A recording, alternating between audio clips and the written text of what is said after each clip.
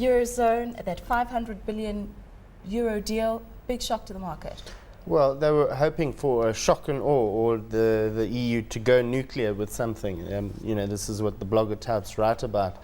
Give us something that we can be completely wowed by, and it seems to have had the effect for the time being.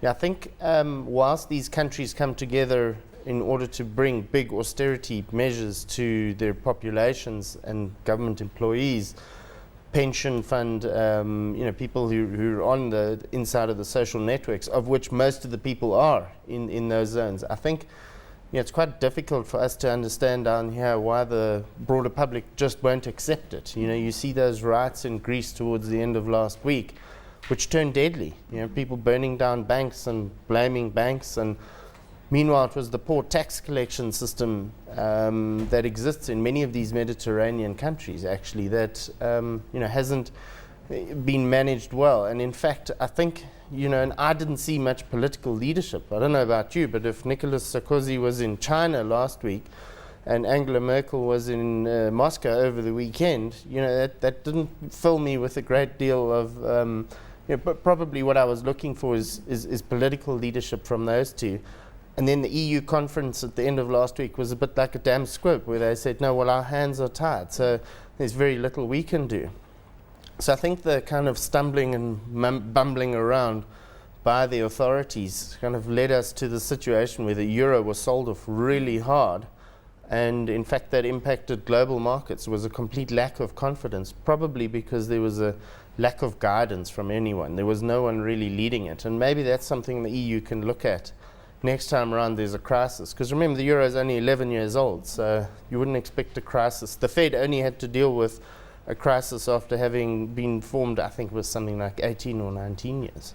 The euro is still trying to find direction, still trading at below that 130 mark at 129. Are you seeing it going higher above that 130 level? Yeah, it all depends whether or not people are believers. You know, believers on whether or not, because you must remember, Greece has actually defaulted 5 times in the last 180 years and been in technical default 1 out of every 2 years. So it's not something that's new, it's just that it's crept up on us, and it's largely due to, like, the aforementioned poor tax collection systems that they have, and they have to reform that, and they have to show the rest of the EU that they're committed. The big one, of course, is Spain, and then of course Italy. You know, I think Spain is in a little bit more of a pickle because unemployment rate has picked up above 20%, and they're yet to introduce serious austerity measures or introduce packages that will allow those around them to believe, and call it what you want, bond vigilantes. You know, I think it was Andreas Borg, the Swedish finance minister, who called it a wolf pack.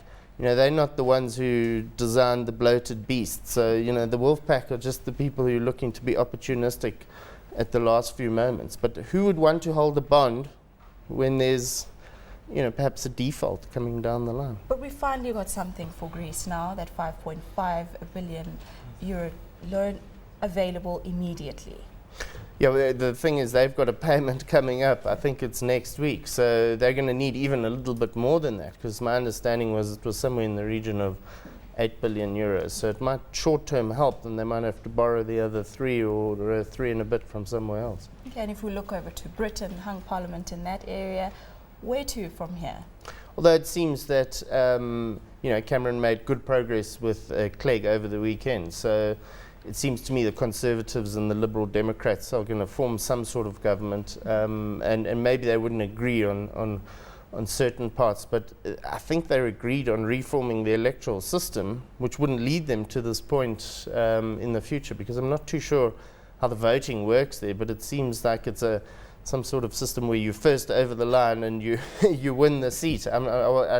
You know, politics and me don't really go too well, but I was watching with a great deal of interest because it seems there is some commitment. The problem is for them is they have to come in immediately and implement similar type of austerity measures and say, right, guys, we have to cut public spending, and that's, you know, that doesn't bode too well for them being re-elected or being popular. So unlike the Greeks, I think they have to get everyone on their side, you know, almost a Churchill type approach. Look, guys, this is going to be really hard, but we have to do it. This uncertainty is also not boding too well for the pound. The pound being pounded.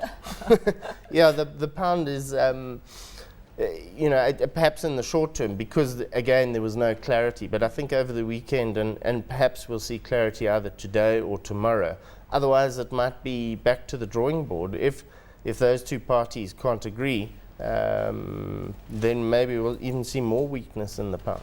Okay, what should we look out for this week? We've got the SARB due to announce on interest rates. They have mentioned that they will not be decreasing interest rates going forward. What is your take on that?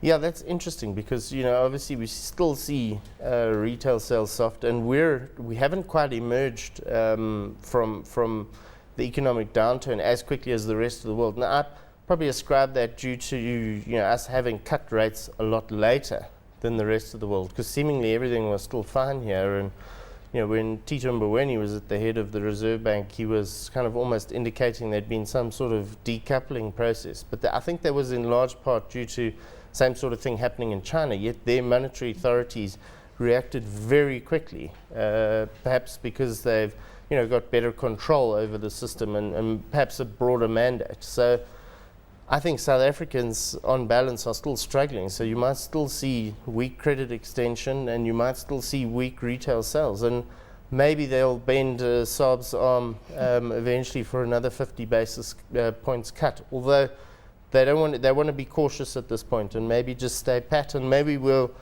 have an extended lower rates for a little bit longer than the rest of the developed world.